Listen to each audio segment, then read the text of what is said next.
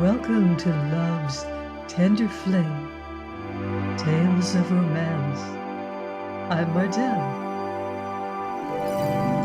inviting you to pour a cup of your favorite tea, pull up a cozy chair, relax and enjoy this delightful story, Come Out of the Kitchen by Alice Duer Miller.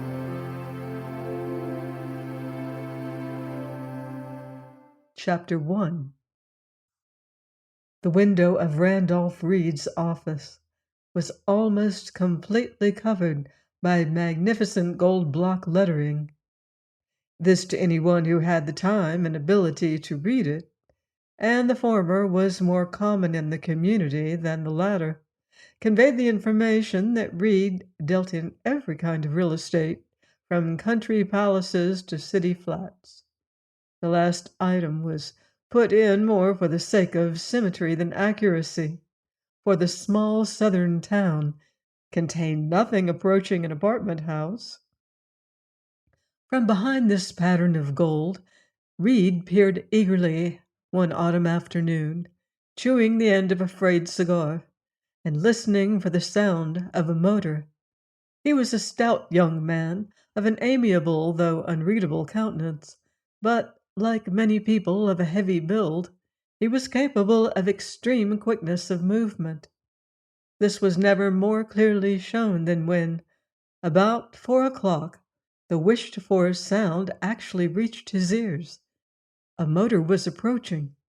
With a bound, Reed left the window and, seated at his desk, presented in the twinkling of an eye the appearance of a young American businessman, calm and efficient. On an afternoon of unusual business pressure, he laid papers in piles, put them in clips and took them out, snapped rubber bands about them with frenzied haste, and finally, seizing a pen, he began to indite those well-known and thrilling words: "Dear Sir, yours of the 15th instant received, and contents," when the motor drew up before his door. It was an English car, all green and nickel. It moved like an expert skater on perfect ice. As it stopped, the chauffeur dropped from his place beside the driver. The driver himself, removing his glasses, sprang from the car and up the office steps, slapping the pockets of his coat as he did so, in a search which soon appeared to be for cigarettes and matches. "Sorry to be late," he said. Reed, who had looked up as one who did not at once remember, in his vast preoccupation, either his visitor or his business, now seemed to recall everything. He waved the newcomer to a chair with a splendid gesture. "Doubtless the roads," he began. "Roads," said the other. "Mud holes. No, we left Washington later than I intended. Well, have you got the house for me?" Reed offered his client a cigar. "No, thank you. Prefer my cigarette, if you don't mind." Reed did not mind in the least. The real estate business in Vestalia was never brilliant, and several weeks' profits might easily have been expended in one friendly smoke. His client was a man under 30, of a type that used to be considered typically American, that is to say, Anglo-Saxon, modified by a century or so of New England climate and conscience. His ancestors had been sailors, perhaps, and years of exposure had tanned their skins and left their eyes as blue as ever. His movements had the gentleness characteristic of men who are much with horses, and though he was active and rather lightly built, he was never sudden or jerky in any gesture. Something of this same quietness might be detected in his mental attitude. People sometimes thought him hesitating or undecided on questions about which his mind was irrevocably made up. He took a certain friendly interest in life as a whole, and would listen with such patience to an expression of opinion that the expresser of it was often surprised to find the opinion had had no weight with him whatsoever. He stood now, listening with the politest attention to Reed's somewhat flowery description of the charms of the Reveille House. charms which Crane himself had examined in the minutest detail. "Never before," exclaimed the real estate agent in a magnificent peroration, "never before has the splendid mansion been rented." "Ah," said Crane with a smile, "I believe you there." "Never been offered for rent," corrected the real estate agent with a cough. "It's delightful colonial flavor." "It's confounded dilapidation," said the prospective tenant. "It's boxwood garden. It's splendid lawns. It's stables accommodating 25 horses. Yes, if they don't lean up against the sides." Reed frowned. "If," he remarked with a touch of pride, "you do not want the house." The young man of the motor car laughed good-temperedly. "I thought we'd settled all that last week," he said. "I do want the house. I do appreciate its beauties. I do not consider it in good repair. And I continue to think that the price for 6 weeks is very high. Have the owners come down?" Reed frowned again. "I thought I made it clear on my part," he answered, "that Mr. and Mrs. Reveley are beyond the reach of communication. They are on their way to Madeira, and before they left they set the price on their house, and I can only follow their instructions. Their children, there are 4 children. Good heavens, I don't have to rent them with the house, do I?" exclaimed the other frivolously. The real estate agent colored, probably from annoyance. "No, Mr. Crane," he answered proudly, "you do not, as far as I know, have to do anything you do not wish to do. What I was about to say was that the children have no authority to alter the price determined by their parents. To my mind, however, it is not a question of absolute value. There is no doubt that you can find newer and more conveniently appointed houses in the hunting district, certainly cheaper ones if price be such an object. But the Reveley family, one of the most aristocratic families south of Mason and Dixon, sir, would not be induced to consider renting under the sum originally named." "It's pretty steep," said the young man, but his mild tone already betrayed him. "And how about the servants?" "Ah," said Reed, looking particularly mask-like. "Servants? That has been the great difficulty. To guarantee domestic service that will satisfy your difficult northern standards." "I'm fussy about only 2 things," said Crane, "cooking and boots. Must have my boots properly done. If you could have brought your own valet. But I told you he has typhoid fever. Now see here, Mr. Reed, there really isn't any use wasting my time and yours. If you have not been able to get me a staff of servants with the house, I wouldn't dream of taking it. I thought we had made that clear." Reed waved his impatient client again to his chair.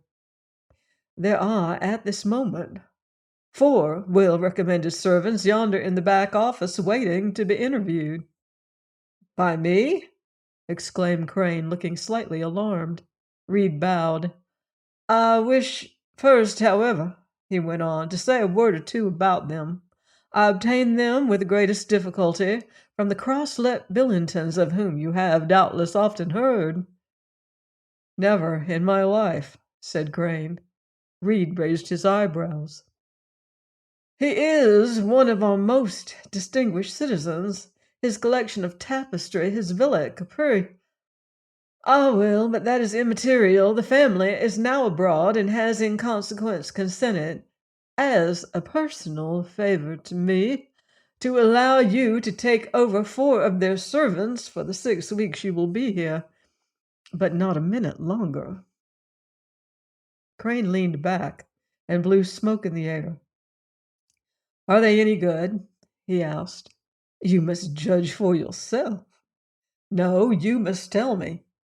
"The butler is a competent person. The skill of the cook is a proverb. But we had better have them come in and speak to you themselves." "No, by Jove!" cried Crane, springing to his feet. "I don't think I could stand that." and he incontinently rushed from the office to the motor, where three mummy-like figures on the back seat had remained immovable during his absence. Of these, two were female and one male. To the elder of the woman, Crane applied, hat in hand. "Won't you give me the benefit of your advice, Mrs. Falconer?" he said. "The agent has some servants for me. The wages and everything like that have all been arranged. But would you mind just looking them over for me and telling me what you think about them?" To invite Mrs. Falconer to give her advice on a detail of household management was like inviting a duck to the pond. She stepped with a queen-like dignity from the car. She was a commanding woman who swam through life borne up by her belief in her own infallibility. To be just, she was very nearly infallible in matters of comfort and domestic arrangement, and it was now many years since she had given attention to anything else in the world. She was a thorough, able, and awe-inspiring woman of 53. Now she moved into Reed's office, with motor veils and dusters floating about her like a solid wingless victory, and sat down in Randolph Reed's own chair. It was part of her philosophy never to interview a social inferior until she herself was seated. With a slight gesture of her gloved hand, she indicated that the servants might be admitted to her presence. The door to the back office opened, and the four candidates entered. The first was the butler, a man slightly younger in years than most of those careworn functionaries. He came forward with quick, rapid step, turning his feet out and walking on his toes. Only Mrs. Falconer recognized that it was the walk of a perfect butler. She would have engaged him on the spot, but when she noted that his hair was parted from forehead back to the line of his collar and brushed slightly forward in front of his ears, she experienced a feeling of envy, and for the first time thought with dissatisfaction of the paragon she had left in charge of her own pantry at home. She did indeed ask him a question or two, just to ensure herself of his English intonation, which it must be owned a residence in the South had slightly influenced, and then with a start she passed on to the next figure, the cook. On her the eyes of her future employer had already been fixed since the door first opened, and it would be hardly possible to exaggerate the effect produced by her appearance. She might have stepped from a mid-Victorian keepsake or book of beauty. She should have worn eternally a crinoline and a wreath of flowers. Her soft gray-blue eyes, her little bowed mouth, her slim throat should have been the subject of a perpetual steel engraving. She was small and light of bone, and her hands, crossed upon her check apron, for she was in her working dress, were so little and soft that they seemed hardly capable of lifting a pot or kettle. Mrs. Falconer expressed the general sentiment exactly when she gasped, "And you are the cook?" The cook, whose eyes had been decorously fixed upon the floor, now raised them, and sweeping one rapid glance across both her employer and the speaker, whispered discreetly, "Yes, ma'am." "What is your name?" And at this question a curious thing happened. The butler and Reed answered simultaneously, only the butler said Jane, and Reed, with equal conviction, said Ellen. Ignoring this seeming contradiction, the cook fixed her dove-like glance on Mrs. Falconer and answered, "My name is Jane Ellen, ma'am." It was impossible for even as conscientious a housekeeper as Mrs. Falconer to be really severe with so gentle a creature, but she contrived to say with a certain sternness, "I should like to see your references, Jane Ellen." "Oh, I'm sure that will be all right, Mrs. Falconer," said Crane hastily. He had never removed his eyes from the face of his future cook. But Jane Ellen, with soft gestures of those ridiculous hands, was already unfolding a paper, and now handed it to Mrs. Falconer. That lady took it and held it off at arm's length while she read it. "And who," she asked, turning to Reed, "is this Claudia Reveley? Mrs. Reveley, I suppose?" "Why, no," answered Reed. "No. As I told you, Mrs. Reveley is in Madeira with her husband. This is one of the Miss Reveleys." "Hm," replied Mrs. Falconer. "It is a flattering reference, but in my time the word recommend was spelled with only one C." The cook colored slightly and flashed a glance that might have been interpreted as reproachful at Reed, who said hastily, Yes, quite so. You know the fact is, our southern aristocracy, the Reveleys, are among our very. However, there can be no question whatever about Jane Ellen's ability. You will, I can assure you from personal experience, be satisfied with her cooking. Mrs. Crossley Billington." "Humph," said Mrs. Faulkner again, as one who does not mean to commit herself. "We shall see. Let the housemaid come a little forward." At this a young woman advanced. She bore a certain resemblance of feature to the butler, but entirely lacked his competent alertness. "This woman looks to me sullen," Mrs. Faulkner observed to Crane, hardly modulating her clear, dry tone of voice. Crane betrayed his embarrassment. He wished now that he had not invited his elderly friend's cooperation. "Oh," he said, "I'm sure it will be all right. It must be a trifle annoying to be looked over like this." "The best way to settle this sort of thing is at the start," replied Mrs. Falconer, and turning to the housemaid, she asked her name. "Lily," replied the young woman in a deep voice of annoyance. "Lily," said Mrs. Falconer, as if this were a most unsuitable name for a housemaid, and she looked up at Crane to confirm her opinion, but he was again looking at the cook and did not notice her. "Well, Lily," continued the elder lady, as if she made a distinct concession in making use of such a name at all in addressing a servant, "do you or do you not want to take this place? There is, I suppose, nothing to compel you to take it if you do not want, but now is the time to say so." Lily, with a manner that did seem a little ungracious, replied that she did want it, and added on receiving a quick glance from the butler, Smithfield, "Madam." "Well, then," said Mrs. Falconer, becoming more condescending, "we shall expect a more pleasant demeanor from you, a spirit of cooperation. Nothing is more trying for yourself or your fellow servants." Reed moved forward and whispered in Mrs. Falconer's ear, "It will straighten out of itself, my dear madam. Nothing but a little embarrassment. A grand dame like yourself. You understand me, a tremendous impression on a young woman of this sort." Mrs. Falconer interrupted him.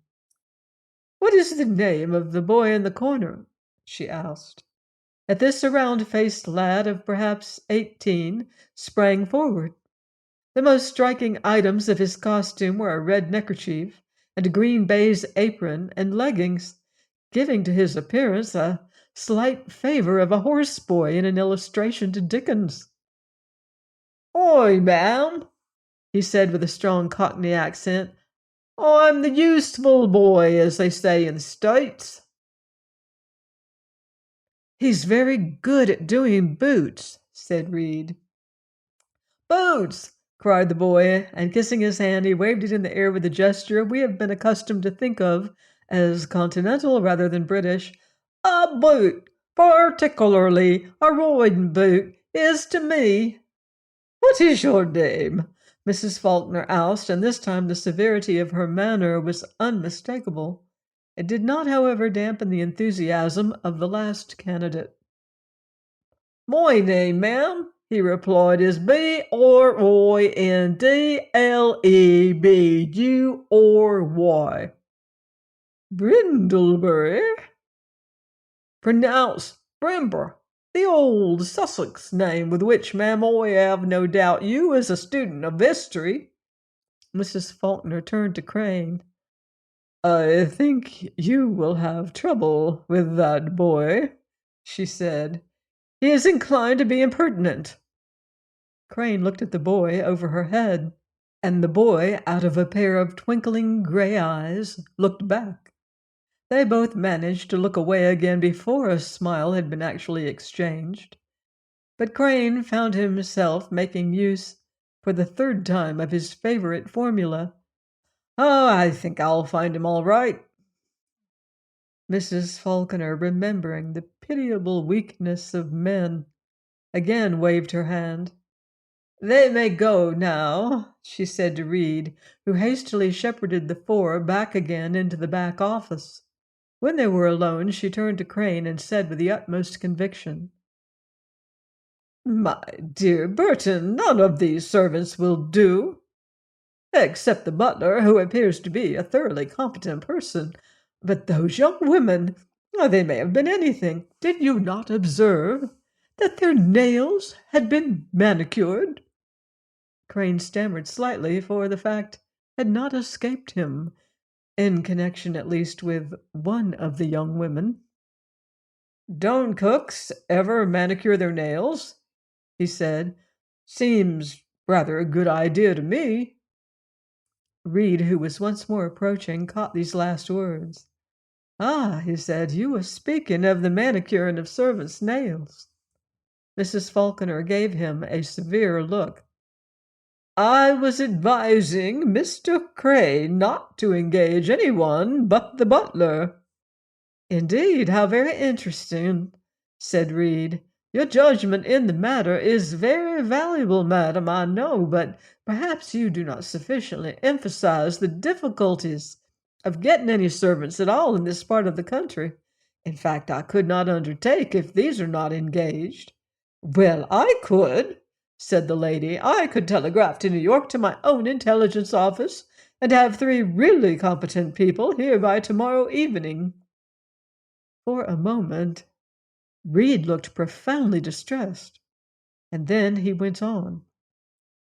"Exactly, I have no doubt, madam, but what I was about to say was that I could not undertake to rent this Reveille house to a staff of unknown Northern servants. You see, these 2 young women have been practically brought up in the household of Mrs. Croslet Billington, an old family friend of the Reveilles, and they know they would take care of things in the way they are accustomed to."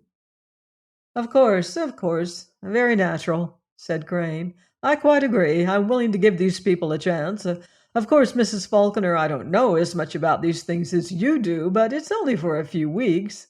And as for their nails—" "Oh, I can explain that," cried Reed. "In fact, I should have done so at the start. It's an idiosyncrasy of Mr. Billington's. He insists that all the servants in the house should be manicured, particularly those who wait on table or have anything to do with touching the food." Mrs. Falconer compressed her lips till they were nothing but a seam in her face. "Humph!" she said again, and without another word she turned and swept out of the office. Left alone, the 2 men stood silent, without even looking at each other, and finally it was Crane who observed mildly, "Well, you know, they are a little queer in some ways." "Take my word for it," said Reed earnestly, "you will make no mistake in engaging them all, except that boy, but you can manage him, I have no doubt. As for the cook, you will be surprised.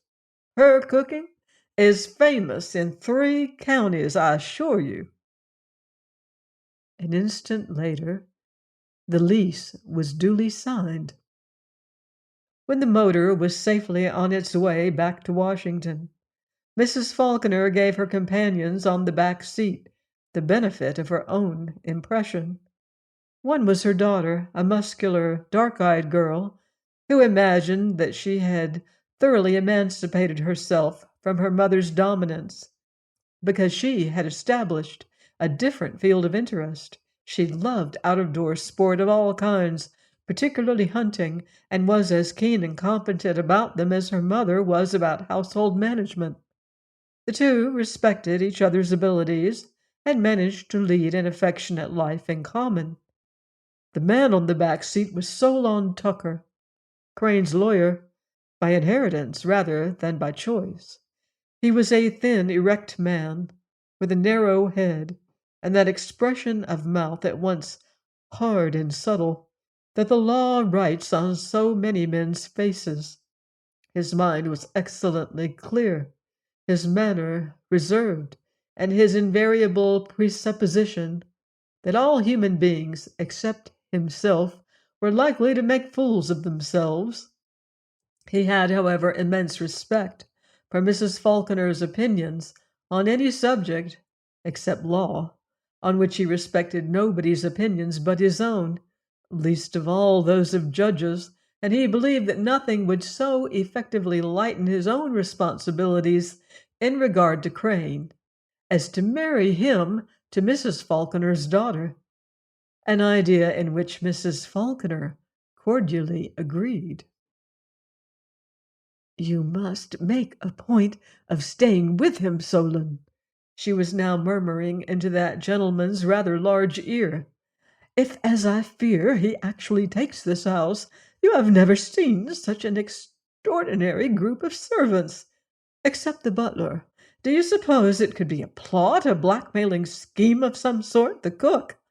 Well, my dear Solon, a pocket Venus, a stage ingenue with manicured nails. He was determined to engage her from the first. It seems very unsafe to me. A bachelor of Burton's means. You must stay by him, Solon. In fact," she added, "I think we had better both stay by him. Poor boy, he has no idea of taking care of himself."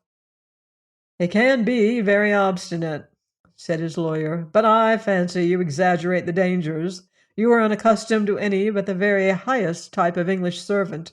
They are probably nothing worse than incompetent." "Wait till you see the cook," answered Mrs. Faulkner pretentiously. Tucker looked away over the darkening landscape. "Dear me," he thought to himself, "what a mountain she makes of a molehill! How everyone exaggerates, except trained minds."